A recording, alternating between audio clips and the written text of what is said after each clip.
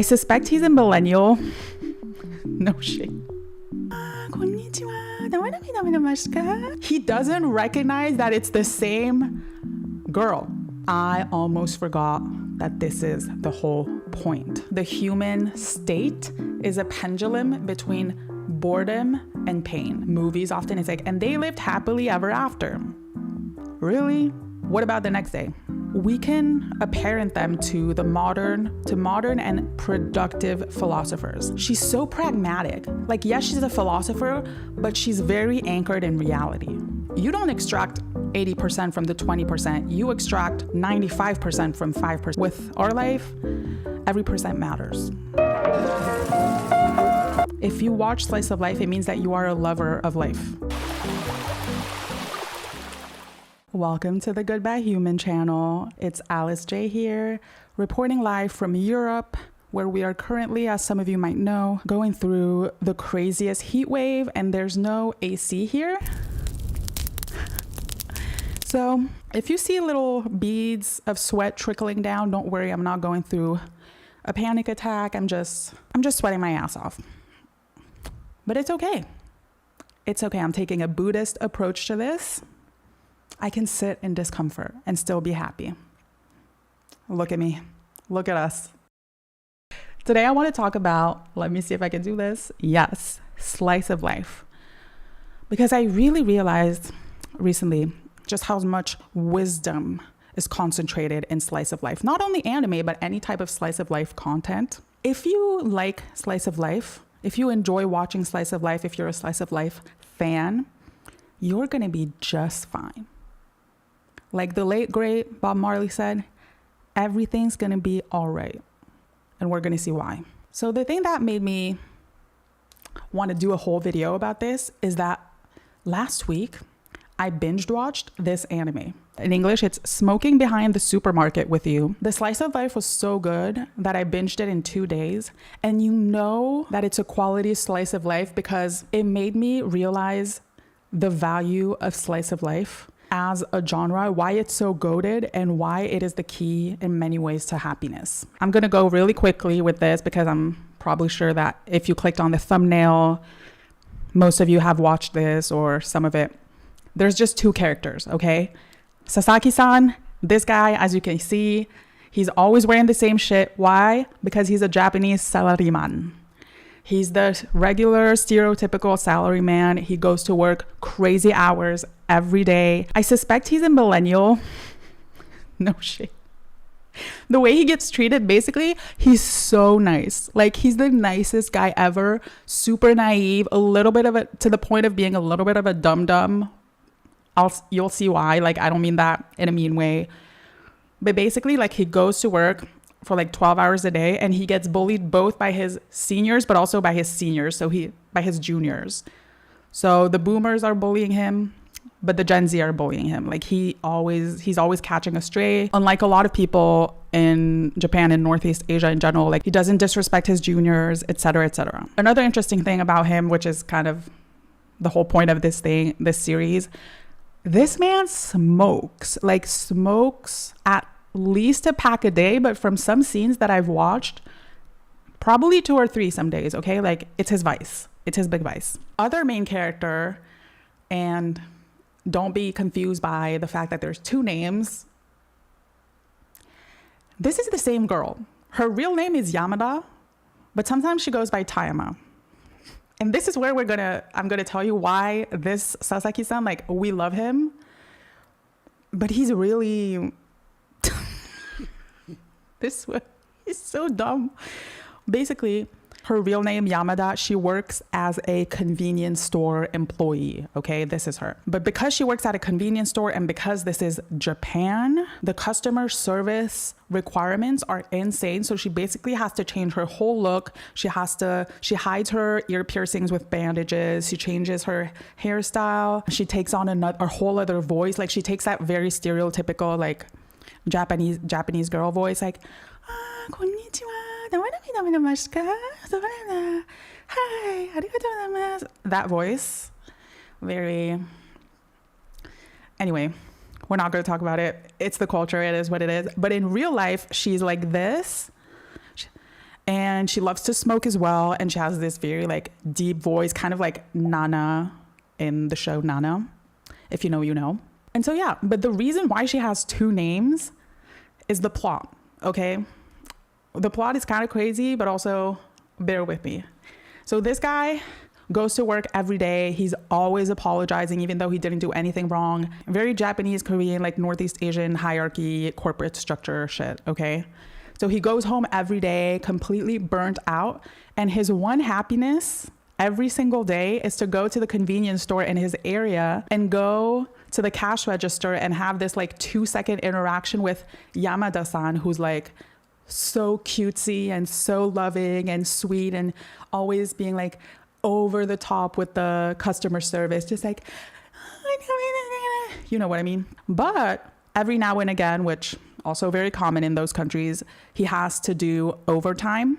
And so he goes home much later, and he goes home after her shift. He always checks, but usually when he ends, let's say at 10, 11, she's not there anymore. So one day he's going back home. So he passes by the convenience store. He goes in. It's another lady. It's an old lady at the cash register. He's like, oh, fuck. He goes back home. And what is he thinking? Again, this man smokes as like a chimney. He's like, fuck, I really want to smoke a cigarette like right now. But there's no, in Japan, they're really strict about that. There's no dedicated space. Ugh, so annoying, blah, blah, blah. But as he walks behind the store, he hears like, psst, hey, hey. And there's a little hand here. Someone's calling him. And it's this girl.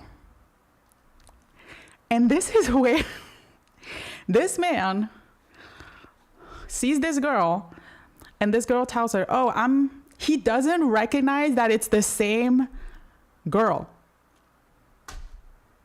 And it's a running gag the whole show. Even she keeps on, whenever he's not here, like when you hear her thoughts, he's always like, how can he not clock that it's me?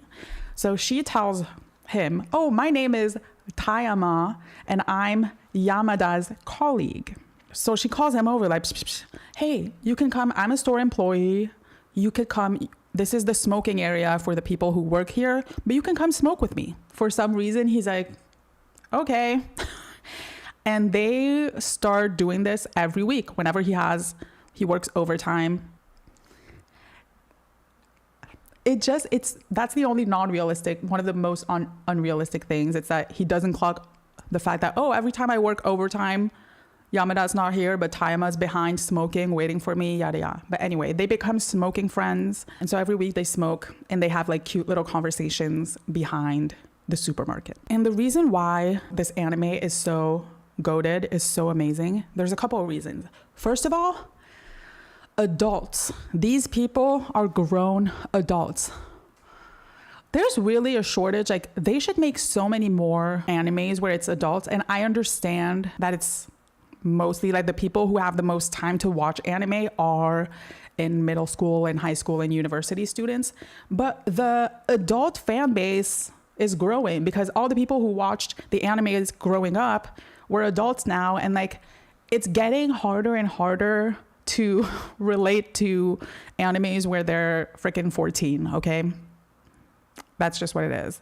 Especially for something like slice of life. I love a high school slice of life, don't get me wrong, but we want to change it up sometimes. And the second reason is that these episodes are 14 to 15 minutes, 16 max. And I love that because I feel like a lot of times series and movies, they just follow the rules and they're like, no, this needs to be 25 minutes. This needs to be 1 hour, 1 hour and a half. Don't get me started on the 3-hour movies. You got to stop with that, okay? This is 15 minutes, which for slice of life, for other genres, I understand that it can be longer, but for slice of life, and especially for what we're going to talk about and the value of slice of life, it's perfect. The third reason is the main reason why this anime is so perfect, and it's in the very title. Smoking behind the supermarket with you. That's it. The whole point of this show is to show you how a little moment of solace, a little moment of relief, that moment, 5% of your life every day can truly make up for the 95% that is quite hard and demanding and uncomfortable. Spoilers, Spoilers. 5, 4, 3, 2, 1. Okay. In the last episode, or second to last episode, there's this thing where basically once a year at his job, Sasaki-san's job, they need to do a health screening. He does a health screening and he gets a call saying that they found some worrying stuff. They need to do another checkup. They need to do more stuff because there might be stuff that's pretty worrisome. And he immediately thinks that it has to do with the smoking. Obviously, he smokes like 1 to 3 packs a day. Nobody's surprised here. And so during this whole episode, he's kind of like, he goes to see her once and he doesn't even have a cigarette, and he tells her about that. He's like, yeah, I think I might have like a really like bad health problem, blah, blah, blah. I might have to stop smoking with you. You kind of get heartbroken because you're like, oh, the thing is, these two have the type of relationship that I think a lot of people would benefit from. And it made me fantasize about this type of relationship, this anime, where it's like two strangers. Like he's a 40-something salary man. She's just like a 20-something convenience worker. If it wasn't for the cigarette, they would never meet. But it's just two strangers spending like 15 minutes together a couple times a week. And that's the beauty of it. But if they don't have the cigarette, they're not that close yet to see each other outside of this context. Okay. But by the end of that episode, and it's done beautifully in a very like anime slice of life way, if you know, you know, he gets a call saying, oh, we're so sorry. We actually like made a mistake and your health is amazing, which not really realistic given his lifestyle. He gets off the phone and he shares that with her. He's so relieved, but instead of being relieved because he doesn't have cancer or whatever, he says, oh, I can still smoke with you. I'm so relieved. And she's even taken aback by that. And that's why I added the quote that you see in a lot of things on social media. I almost forgot that this is the whole point. Like this is the point of life.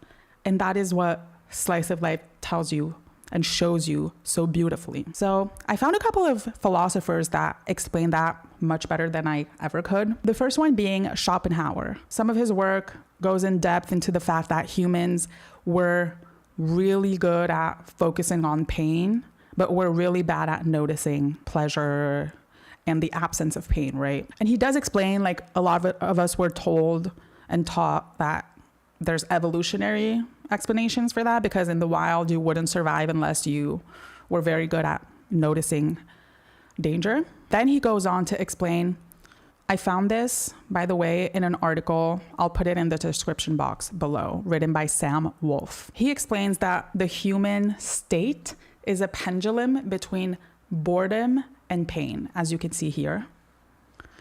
And for a brief moment in between the two, you get joy. For instance, you're in pain. What kind of pain could it be? Even the pain from hunger. Let's say you're really hungry. The relief from that pain will be the joy. On the other side, if you stay into joy too long, you know, when you were younger at school and you had the summer holidays that were 2 months, the first couple of weeks, you are having the time of your life. But for me, every time, by the second half of August especially, my friends and I, it was kind of like, okay, what are we doing today? Same shit, same shit. And so joy is supposed to be brief. It's supposed to be this little, the little moments of joy are supposed to be little. I think in life, we have this idea that life is all about huge, eternal moments of joy. For example, at the end of movies, often it's like, and they lived happily ever after. Really? Really? What about the next day? Okay? It's just unrealistic. And so if you understand that 80% of, it's the 80-20 rule, 80% of your joy will be found in 20% of your moments. It sounds horrible, but once you learn to extract 80% from the 20%, you're going to win in life. And slice of life is truly so helpful and valuable for that. The second thing, I would really like to give my flowers to slice of life and the slice of life creators, because sometimes some people might think that slice of life is boring. I know people in my life, it's the type of people who can never rest. Like they always have to be doing intense shit. It's like work hard, play hard. But there is immense value in slice of life. I would go as far as to say that slice of life creators we can apparent them to modern and productive philosophers. And here I want to use two pieces of work from one of my favorite philosophers, Hannah Arendt, the German American philosopher, who talked about, who kind of called out the ancient and classical unproductive philosophers, if you will. And in one of my politics classes, I was told to read both a couple of chapters of The Human Condition. This is a book, and also an essay called The Philosophy and Politics by her. Like this was my introduction to her. And then every time I had to read Hannah Arendt, I was just blown away and it goes with what I'm going to talk about her today. She's so pragmatic. Like, yes, she's a philosopher, but she's very anchored in reality. And so in The Human Condition, she talks about how Socrates, Plato, all these philosophers, they kind of separated contemplation and action. And within contemplation, they were saying that there was like almost a hierarchy where philosophers couldn't really help out with the everyday stuff that we had to take care of, the polis, the political activities, the day-to-day things, because they were too occupied with the cosmos and just contemplation and thinking. And if they were to try to participate into the daily things, it would just distract them from their endeavors. And she kind of called that out. Here, she's kind of just like enunciating their argument, but as she enunciates it, you realize how nonsensical and kind of ridiculous it is, you know? The primacy of contemplation over activity and action rests on the conviction that no work of human hands can equal in beauty and truth the physical cosmos. This eternity discloses itself to mortal eyes only when all human movements and activities are at perfect rest. Okay? This is exactly what she's saying. She's like, oh, so for you to be like the most enlightened philosopher ever, you would have to completely stop any of your human activities. Later in the text, she even she even kind of makes a joke, if you will, where she's saying that, oh, even Socrates, the reason why Socrates didn't write down any of his ideas, and it's actually Plato and his disciples who wrote down everything, is because even the mere act of taking a pen and actually like writing down his ideas, that's too human. It's for us mortal beings, and it would truly distract him from and prevent him from being truly connected to the cosmos and the eternal.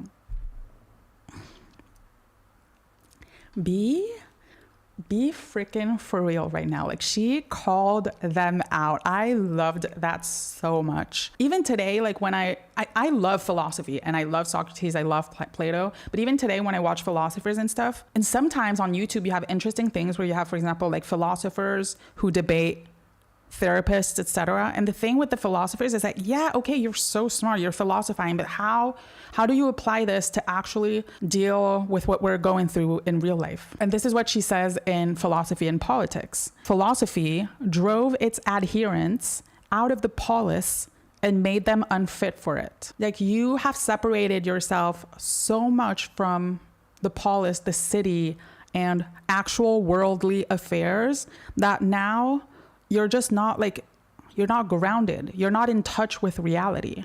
Actually, on this exact point, I coincidentally came across a passage in the current book that I'm reading, which is called Why I Write, from George Orwell, where he calls out the English intelligentsia and the intellectual elite for just criticizing all the time without actually having any constructive suggestion, which he says indicates that they have never been and can never expect to be in a position of power. Earlier, I talked about Schopenhauer and cited him, and he's a brilliant man for sure. Here, I kind of used one of his quotes to prove that she's right, because he says, "To be alone is the fate of all great minds." And that is truly, I think, what she's calling out, because it's like, oh, I'm sorry, you're so enlightened that you can't even, like, we can't even understand you. And so you're alone. But what she's saying is, okay, well, you can spend some time developing thoughts and thinking so profoundly in a way that few people could comprehend, but you can also spend some time being a little bit less enlightened and using your wisdom and all of this education that you have and all of this knowledge to actually help out with, I don't know, poverty, injustice, inequality, mental health issues, abuse. You could, but you don't. And so why the heck am I talking about all of this regarding slice of life? It's because she's basically calling them unproductive philosophers, right? But the thing with slice of life, and why I call slice of life creators productive philosophers, is that first of all, if you create quality slice of life, you have acquired the wisdom, which is to truly find the beauty. You don't extract 80% from the 20%. You extract 95% from 5%. When you do really good slice of life, you're able to make me feel like frying an egg is beautiful, is a beautiful moment in life, right? And that is why I call them productive philosophers, because not only do they understand what life is all about, the little moments, connection to others, a smoke break behind a supermarket after a 12-hour day where you just got screamed at all day. Not only have they understood that, but they are productive philosophers because they actually put that wisdom, they do everything they can to convey that wisdom to you to a point where, thanks to their art, that slice of life, the people who consume that art, like me, will then have a much better life experience. So that is very productive philosophy. And for that, I wanted to show you a little clip. When I'm gonna edit the video of this stream, I'm probably gonna have to use another song because this one is copyrighted, which breaks my heart because it is so perfect for this edit. But listen, I'll do my best to find something that fits the mood. But I will show you a little edit of a bunch of little slice of life moments in anime that will truly show you the value of it, because it's everything that is done in this little edit are things that you do at home. After watching something like this, I go back to my life and I'll like slice a tomato and it'll be like the most beautiful thing ever for me. Or at least I'll extract even 50% more enjoyment from it. With our life, every percent matters. Shall we? Okay.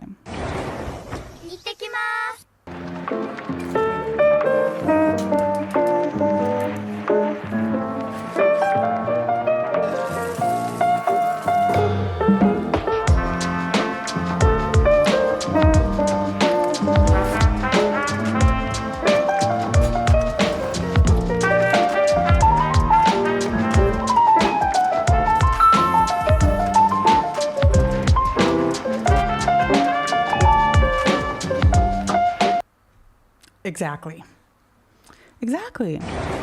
Ooh, slice of life is about the ability to find the extraordinary in the ordinary. As I get older and as I understand this, I really try to apply it and create. You have to intentionally tell yourself that it's going to be one of those moments. That is why I'm telling you that if you enjoy slice of life, you already have that in you. Because if you're spending some of your free time watching people living like their regular schmegular life, but thanks to these productive philosophers have made those regular moments, just like in the clip that we just saw, like so beautiful and so easy to appreciate, you're gonna be all right, because it means that you have it in you to replicate what you enjoy in slice of life in your life.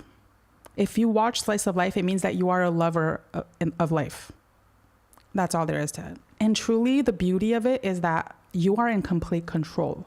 You can truly create slice of life moments every single day so that no day feels like it was a complete waste.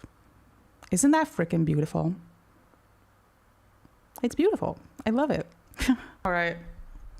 Well, I'm going to go and create a little slice of life moment from me right now, which is oh my God. Go just like splash some cold water on myself because I'm starting to get dizzy. I will see you very soon, next week. And I hope you have a beautiful week until then. And yeah, that's it. Bye.